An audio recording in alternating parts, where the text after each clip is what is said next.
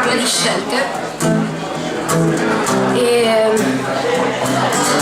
ogni tanto però mi rendo conto che alla fine forse ero io davvero.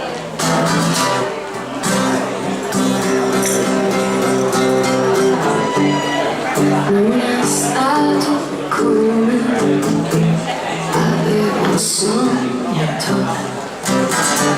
non avevo sogno niente, cadevo con le braccia aperte, toccando il terreno,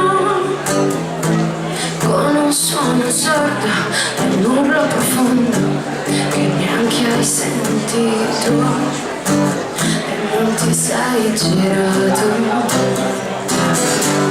mi sembrerà strano il mio perdermi d'animo, ma è solo un modo per fuggire senza dare nell'occhio. Lo sai, alla fine ho sempre pensato avresti capito, non c'era scelta, o ero io,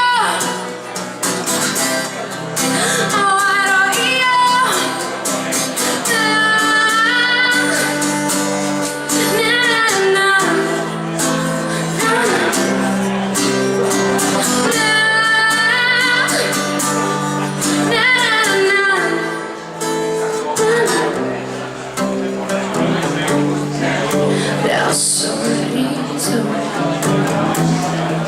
e ho aspettato insieme dell'odio, l'ho piantato ma non è cresciuto, le ho